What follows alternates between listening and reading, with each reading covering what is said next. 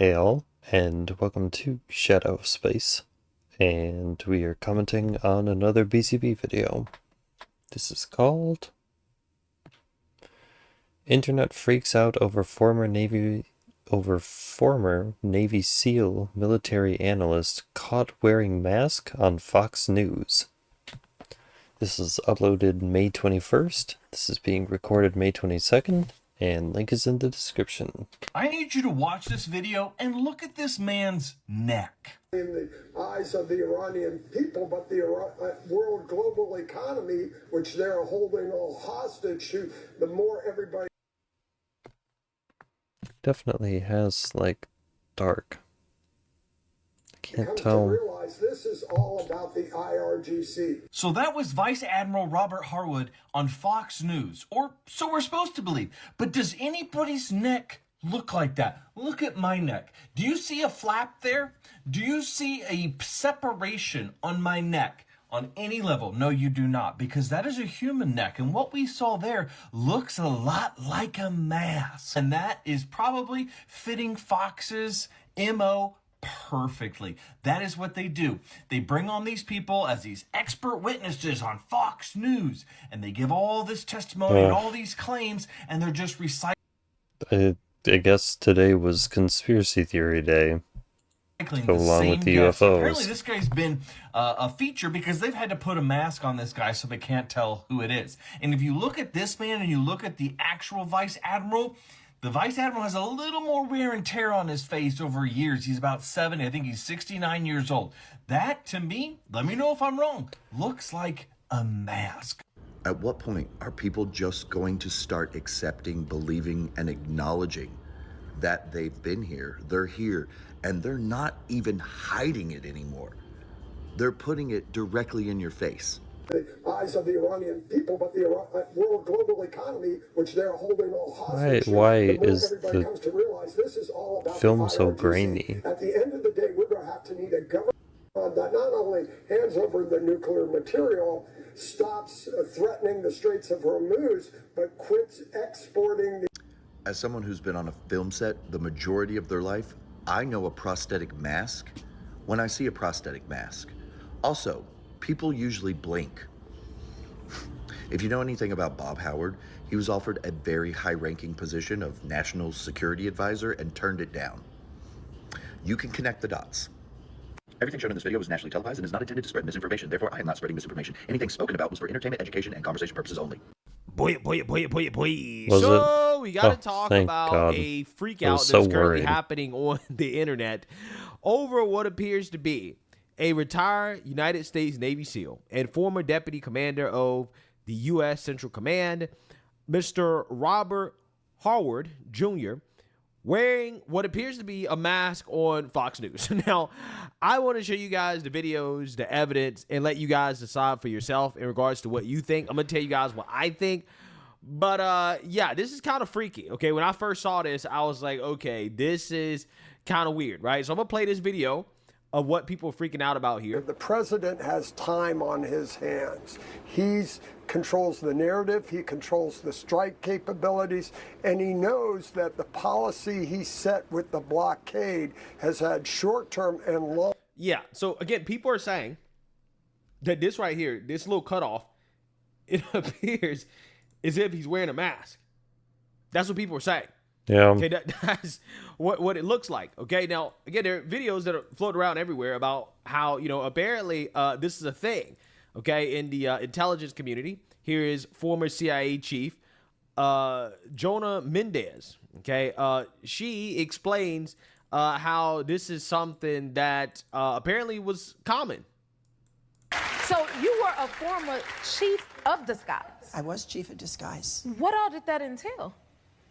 The office I worked in was like the Q in James Bond. We were the Q for the CIA and the intelligence community. So there were different parts of it. Whatever you needed, if you needed a bug, if you needed secret writing or a microdot or a concealment device or whatever you needed, you had to come to us and we'll put something together for you. And disguise and documents was part of that. What's the most memorable moment from being in disguise for you? There were a number of them, but one that has to stand out. I went to the White House and I briefed George H.W. Bush, the president at the time, while I was wearing a full face mask. Wow. So we're sitting like this close together, and I'm telling him that I'm going to show him the best disguise that we have. And he's looking for a bag, like, where is it? I said, well, I'm wearing it, and I'm going to take it off. And I reached to start taking it off, and he said, stop. And he got up, and he walked, and he looked, and he looked at it. He didn't know it was a mask. He wasn't sure what I was wearing. He sat back down. He said, okay. So I took it off, and I was holding it up in the air so he could see it. My whole head. It had hair and a face and a neck. So you could walk around as someone else. Absolutely. And that would be the disguise. Absolutely. That was a great Wow. Incredible. Absolutely incredible. So, yeah, that's why people are like, hey, something fishy is going on here. This is this guy talking about the same subject, Iran, on News Nation. And I'm going to play this video along with the original video on Fox News, unedited. And you guys tell me what you think here. More, I'm now joined by Vice Admiral Robert Harward, former Deputy Commander of U.S. Central Command and retired Navy SEAL. It is. I mean, he definitely has, like, you can almost see where the shadow comes in here at his neck. So if the lighting was bad, it could cut this off completely, and you would just have, like, a little... Good to see you. Thank you so much for taking the time tonight. And I do want to start with Iran. President Trump just returning from China a short time ago, and he says that President Xi agrees that the Strait of Hormuz must remain open. But it doesn't appear that China is necessarily poised or willing to help with that. We do hear from Chinese officials who say, in their view, this war never should have started. Do you expect China will help or play a role in ending the war? No, I think China's going to stay out of this conflict, does not want to get involved. But again, their interests are at play here, but so are European interests, the rest of the Gulf nations. And so far, everyone's staying out of the conflict except the president and this administration. You have seen offer from other GCC countries in the region. So I think that's going to play out as well, especially if President Trump decides to strike at the end of this week. I would note it's also important to realize that we're in the middle of Hajj, the annual pilgrim to Mecca that all Muslims are required to make during their lifetimes. Okay. And it's interesting that there are currently 30,000 Iranians in Saudi to attend that. And they will be there this week staging for the actual Hajj next Saturday. So I would expect if the president's going to strike, it may be after the Hajj is completed. Appreciate. Yeah. So here, it looks normal, right? I don't really see a mask. But right here, right, it looks way different. Okay, so let's play the original video and you guys tell me what you think. I think the general is exactly right about the point he makes. And also, Iran has a vote.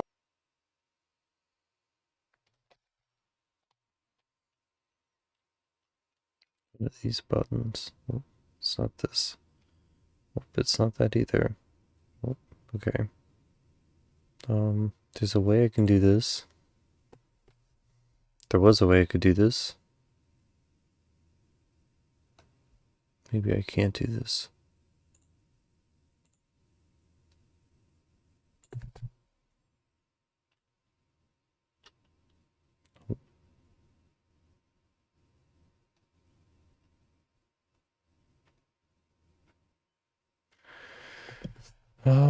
Vote in this as well.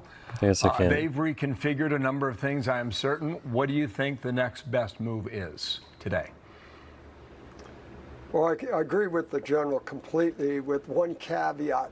Patience may be a little short of the real objective here. The president has time on his hands. He's controls the narrative, he controls the strike capabilities, and he knows that the policy he set with the blockade has had short-term and long-term effects on the regime and the people of Iran. So he's been very astute in leveraging that time. And so I don't see it as negotiations. It really is capitulation. The president's made it very clear. You will not have a nuclear weapon. You will not have the material. Surrender that. And you will ensure that the Straits of Hormuz are open to free commerce, that you have no claims for surcharge or approving. Those two things are irreversibly, and the president knows he's in the position to demand those. So I think in that sense, he controls the narrative and when he would strike. I'd also say that patience and the request from Saudi, Qatar, UAE may be more also religious at the moment. You're in the middle of Hajj. You have millions of Muslims in Saudi doing their annual Hajj at the end of this month, and that includes 30,000 Iranians. And so that plays into the calculus. Do you want to strike during Hajj, which is a very sacred Muslim month in activity, followed by Eid al-Adha? So both of those things are the time equation, and that's what the president controls most. So he can take his time, let the blockade and the economic sanctions continue to erode the economy of Iran, erode the power of the regime, enhance the hatred that all the Iranians in Iran have for the regime. So all those things work in his favor, and he can strike whenever he wants to. Okay. Yeah. So, again, I think that his explanation of why President Trump keeps holding off strikes against Iran, I mean, I don't know. Maybe it is because they're doing the Hajj thing, right? I'm not going to get into it, but it's because there's no real clear objective. It's because right, so they go to Mecca. We could really strike any time. He just chooses not to. They go around the block, right? What do they call it? The Kaaba, okay, the little cube. Yeah, maybe it's because they're doing that. I'm not entirely sure. I have no idea. But, you know, the internet is exploding with conspiracy theories about what's going on here. It does kind of look like he's wearing a mask. Now, I personally don't... See, I don't think so. I don't know.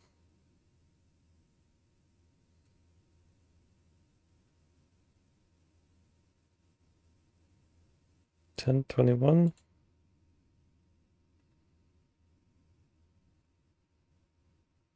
I mean, his head is kind of shiny, but then around the rest of his face is kind of like pale.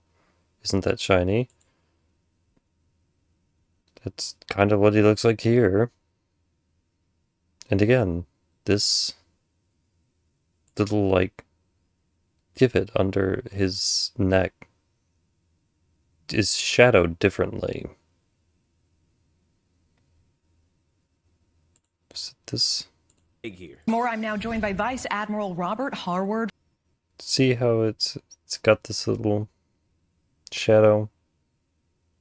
Former Deputy Commander of U.S. Central Command and retired Navy SEAL. It is good to... What's odd about it is that the shadow comes here in the other picture, but then there's like extra light below it. It gives this weird... Because this is a button, and he's definitely got this shirt, so it's like... The shadow is like catching here, but then there's light underneath it.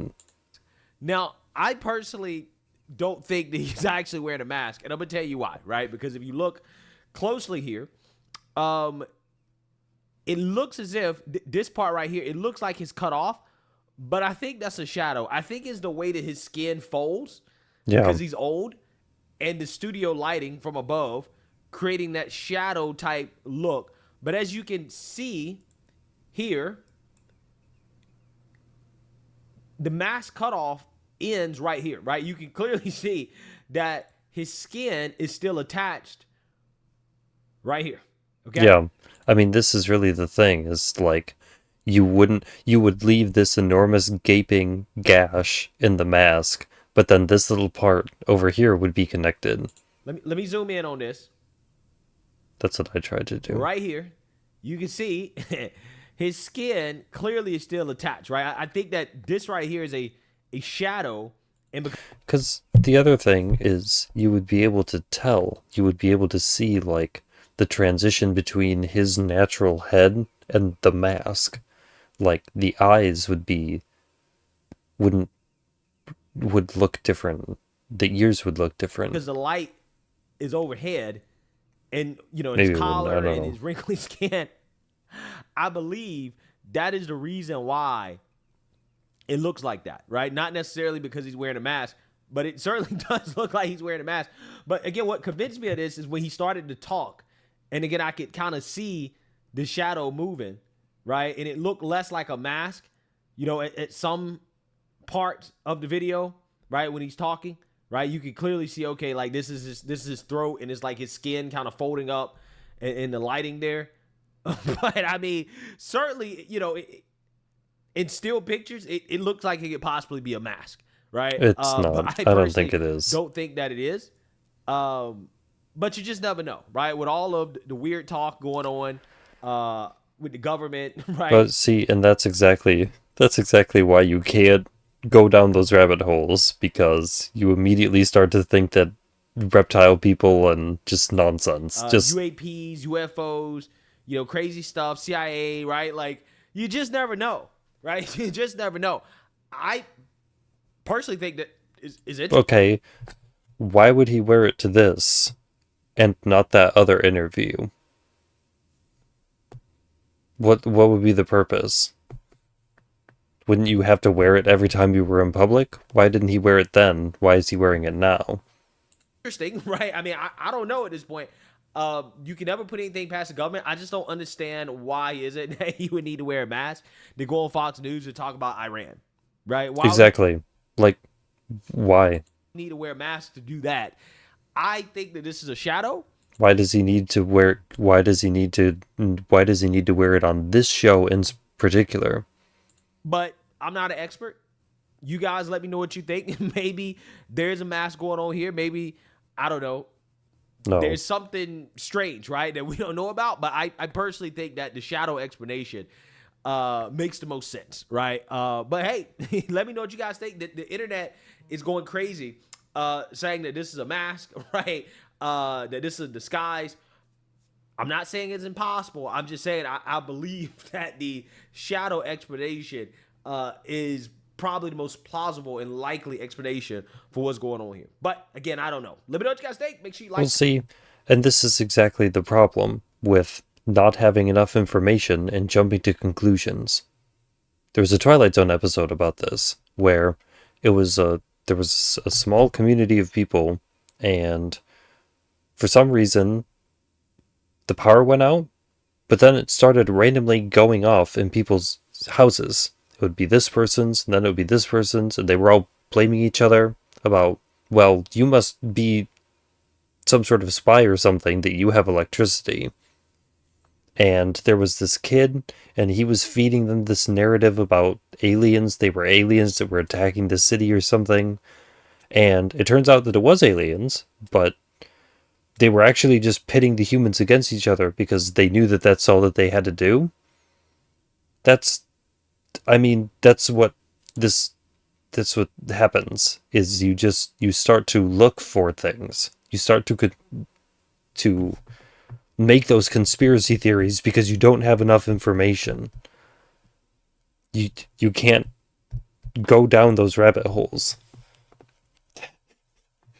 I don't want to be mean, but that's how you sound. That's how you start to sound like Candace Owens. So, probably shouldn't do that.